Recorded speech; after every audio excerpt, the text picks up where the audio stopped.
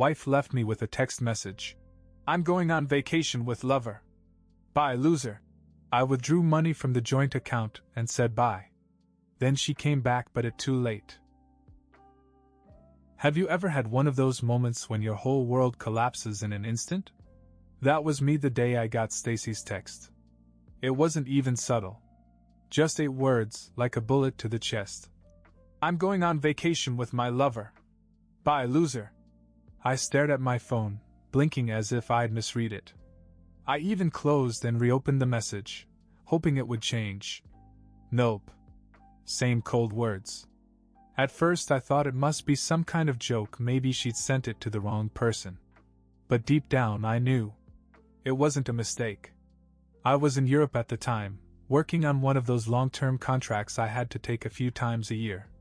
Months away from home, living out of suitcases, while Stacy and our son stayed back in the States. I did it for them. Every paycheck I earned went straight to making sure they were taken care of. I sent her $5,000 every month, enough to cover all the bills and then some. And whenever she asked for more, I'd send it without question. I thought I was doing the right thing. I thought we had a real partnership. Turns out I was nothing more than an ATM to her. In retrospect, the signs were everywhere. I just didn't want to see them. My mom had warned me from the beginning. She never liked Stacy very much.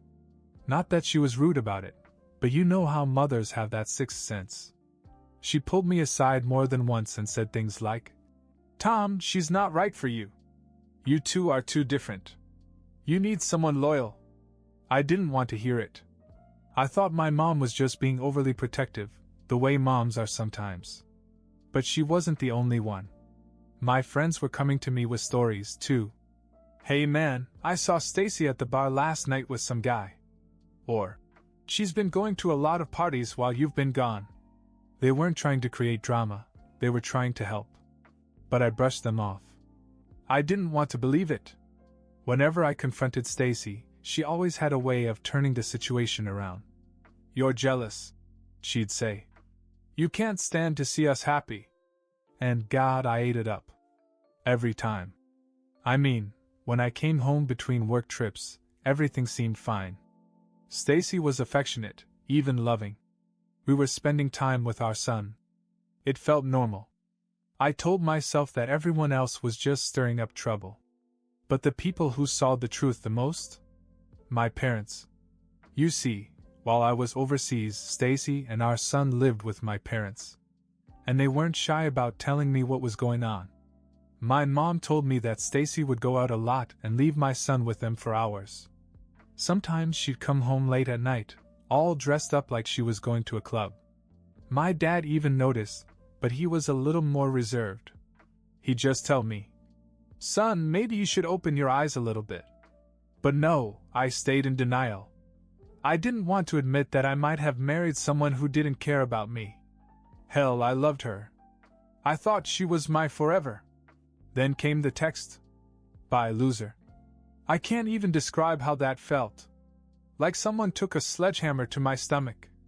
And after the shock wore off, all that was left was anger. I'd spent years busting my ass for this woman, and she threw it away like it was nothing. She didn't even have the decency to tell me in person. Just a text message. I finally texted her back. "Okay, bye. But now kiss your money goodbye." She replied almost immediately. "No, wait. Let's talk about it. Don't do anything rash." Rash? Are you kidding me? I wasn't the one sleeping around while my spouse worked overseas. I wasn't going to sit around and let her call the shots anymore. I called the bank, withdrew $20,000 from our joint account, and then called my mother. I asked her to find any savings Stacy might have stashed away and secure them.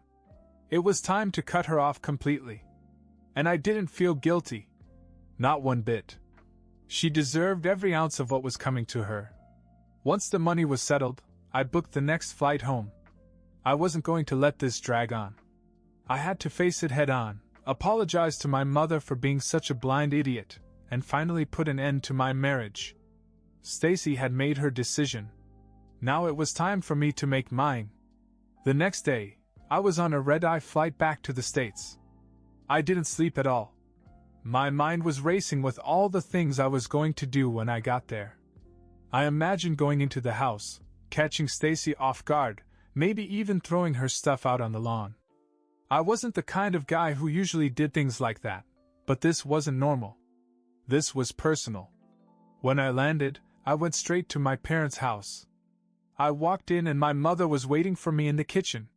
She didn't say "I told you so," but the look on her face said it all. I apologized right then and there. Told her I should have listened to her all along. She just nodded and said, "I'm glad you're finally seeing things clearly." But here's where things took a turn. As I was sitting there talking to my mom, my dad came in from outside. He had this serious look on his face. "Tom, you're not going to like this," he said. "What now?" I asked. "Remember that guy Ethan from high school? The one Stacy used to hang out with?" I vaguely remembered Ethan, tall, blonde, kind of a troublemaker back then. "Yeah, why?" My dad sighed. "Apparently she's been seeing him for months. He's the guy she went on that vacation with." I froze. "Ethan? Are you kidding me?" The guy was a loser then, and probably still is now. I guess Stacy had a guy after all.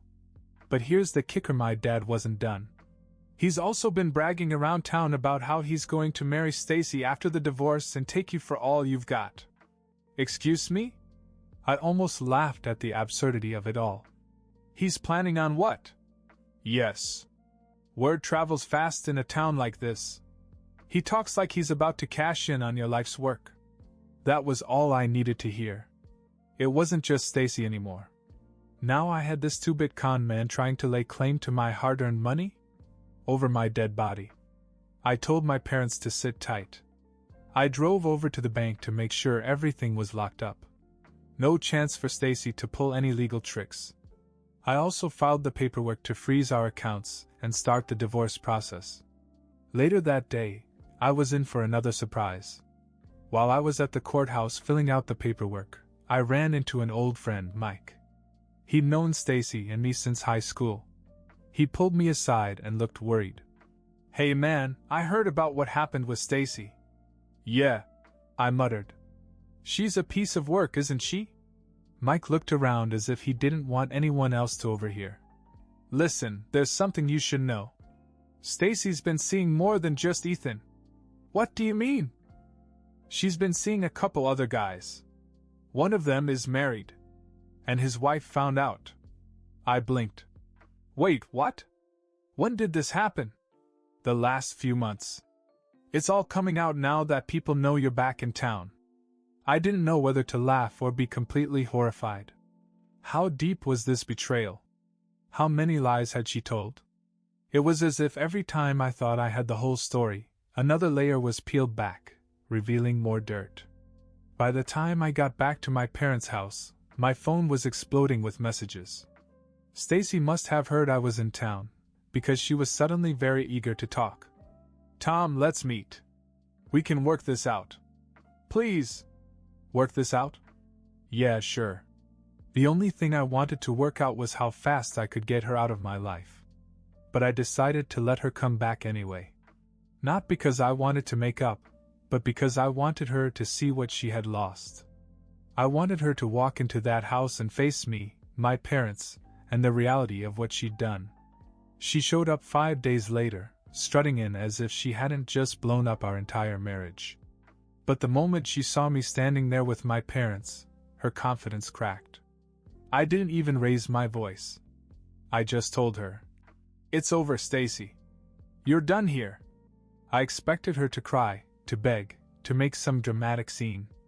But instead, she just folded her arms and said, "Fine. But don't take all the money." I smiled. "Oh, I already did." Her face paled. "Wait, what?" "Yes, Stacy. The accounts are empty. You won't get a dime from me. Good luck with Ethan. Maybe he'll support you now." She lost it. She started screaming about how I had no right, how I was being unfair. My dad, who'd been quiet until then, finally spoke up. "You need to get out of here, girl. You're not welcome in this house anymore." She snapped at him, but it didn't matter. She knew she had no choice. Then, just when I thought things couldn't get any more surreal, she dropped another bomb. "You can keep the baby," she said. "I'm done with this whole family life. I want to be free." My mother gasped. "Excuse me? You're giving up your own son?" Stacy shrugged like it was no big deal. "I need to find myself. I can't be tied down anymore." And with that, she grabbed her bags and walked out the door without looking back. After Stacy walked out that door, leaving her own son behind like a piece of luggage, I stood there in stunned silence. My mother, however, wasn't so quiet. She muttered under her breath, "Good riddance." My father didn't say much either. He just shook his head, grabbed a beer, and walked out into the backyard. That was his way of dealing with stress. Sit outside, drink a beer, and let it all sink in.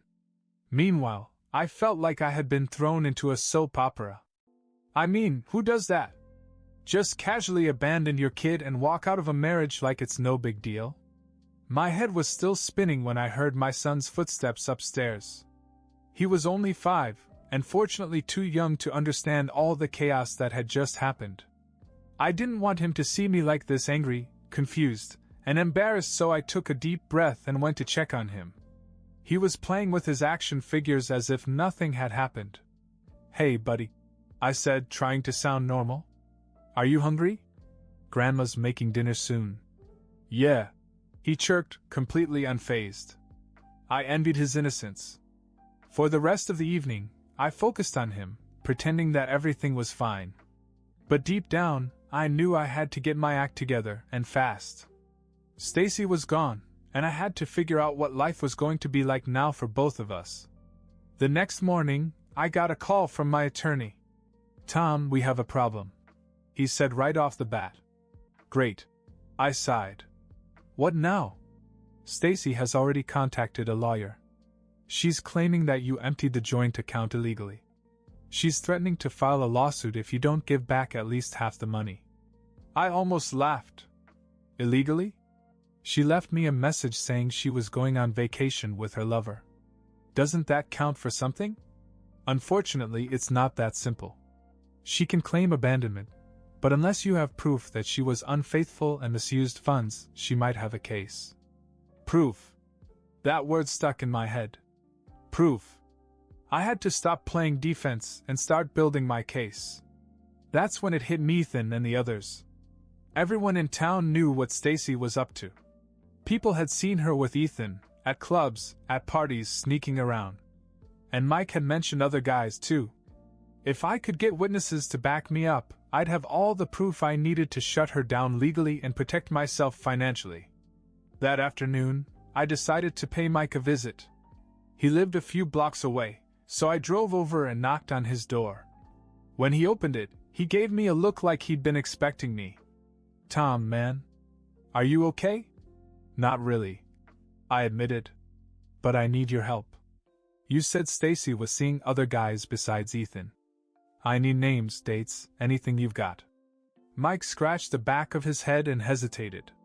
"Look, I don't want to get in the middle of this mess, but yeah, there are things that people have seen. I can talk to some people and see if they're willing to go on the record." "Thanks. I really need this, Mike. She's trying to take me to court for money she doesn't deserve." He nodded. "I get it. You don't deserve that crap." We talked for a while, and before I left, Mike dropped another surprise on me. "Hey, just a heads up. Ethan's been telling people that Stacy's planning on coming after you hard. Apparently he thinks he's got the upper hand because she's going to get custody of your kid if things get ugly." I froze. "What?" "She doesn't even want him. She just said she's done with family life." "Yeah, well, she might change her mind if it means getting more money in court. Ethan's probably pushing her to do that." That lit a fire in me. Stacy could try whatever she wanted, but there was no way I was going to let her take my son just to milk me for more money. I had to get ahead of this and fast. Later that night, I sat down with my mom and dad to discuss the situation. My dad, in his usual laid-back way, said, "Don't let her scare you, son. She doesn't have a leg to stand on. You've been supporting her for years while she's been running around behind your back. Courts aren't stupid. Still, I said, I have to cover all my bases. If she comes after me, I need to be ready. My mom chimed in. You have the truth on your side, Tom. And this town is too small for her lies to stand up. People know what she's done. They just need to get the facts. She was right. The next few days were a whirlwind of meetings, phone calls, and conversations. Mike came through with a couple of friends who were willing to testify about Stacy's infidelity. One of them even had photos from a party where Stacy was making out with Ethan in front of everyone. On top of that, I found out that Stacy had been borrowing money from people all over town, money that she hadn't paid back. It seemed like every new piece of information painted her as more reckless and irresponsible than I'd ever imagined. But the biggest twist came a week later. I got a call from Stacy's attorney. Apparently, Stacy had completely backed down from her custody threat. She knew she didn't have a chance. But the lawyer hinted that she had a new plan. She wanted to settle everything out of court on her terms. What were those terms? I was about to find out. A few days after I heard that Stacy wanted to settle, I got a phone call directly from her. I almost didn't answer it, but curiosity got the better of me. She wasted no time with pleasantries. Tom, we have to stop this nonsense, she said. Let's be adults and work out an agreement. You can't keep all the money. We were married. I'm entitled to some. I laughed bitterly. You're entitled? You texted me that you were leaving me for your lover and went on vacation with him. You left our son behind like a piece of luggage. Now you want me to just hand over cash like none of this happened? Her voice grew cold. It's called divorce, Tom. I could take you to court and it would get ugly. For both of us. Go ahead, I shot back. You'd lose. I have witnesses, evidence, and the truth. Do you really want to air your dirty laundry in front of everyone? There was a pause from her. She hadn't expected me to be so prepared. Finally she muttered, I don't want a fight. I just want what's fair. You had your chance to be fair. Now you get nothing. We're done here. I hung up and blocked her number. For the first time since this nightmare began, I felt in control. The next morning, I met with my attorney to finalize our case strategy. We filed for full custody of my son and made sure Stacy had no legal claim to any more money. She didn't even have a job, and I wasn't going to let her live off me forever. A week later, things escalated when Stacy and her boyfriend, Ethan, tried one last desperate stunt. Ethan showed up at my parents' house and banged on the door. I wasn't home at the time, but my dad was. From what he told me later, Ethan was screaming nonsense about how Tom can't win, and we're going to take him to court. My dad didn't flinch. He opened the door, looked Ethan dead in the eye, and said, You come back here, and you'll regret it. Then he calmly slammed the door in his face. Ethan didn't try anything after that. I guess he realized his little intimidation game wasn't going to work. After that, things started moving quickly. Stacy must have realized that the walls were closing in on her because she didn't put up much of a fight when the divorce papers were served. She didn't fight for full custody either. She just signed the papers as if she wanted to get it over with as quickly as possible. When I talked to my lawyer after the settlement was finalized, he was as surprised as I was. She could have dragged this out longer, he said. But I guess she knew she didn't stand a chance. Good. I was done with her games. I made sure everything was in writing: no alimony, no claims on future earnings. Stacy was officially out of our lives. A few weeks later, I heard through the grapevine that Stacy and Ethan had broken up. Apparently, things had gone south between them when the money dried up. She wasn't living in some fantasy anymore. She was back in reality, broke and scrambling to get by. Part of me thought she'd come crawling back, trying to rekindle something. But she didn't.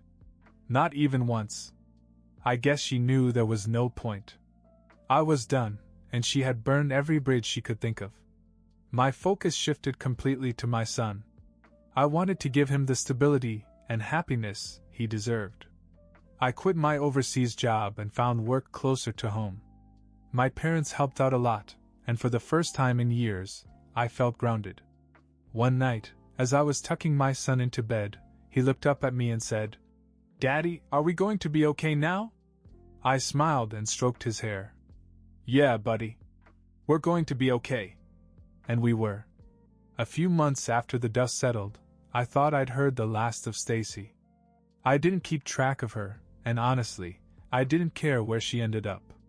But of course, life has a way of throwing curveballs when you least expect it. I was at the grocery store when I ran into Jenny, one of Stacy's old friends. We hadn't talked much before, but now she seemed eager to share some gossip. "Hey, Tom! I hear you're doing great with your kid." "That's great," she started, then leaned in like she was about to drop some juicy news. "Did you hear about Stacy?" I raised an eyebrow. "No, I haven't." "What about her?" Jenny snorted. "She's living with some guy now. Some Mexican guy she met a few weeks after Ethan dumped her. Apparently they're crashing in some rundown apartment across town." I couldn't help but chuckle. "Really? Well, I guess she's still finding herself, huh?"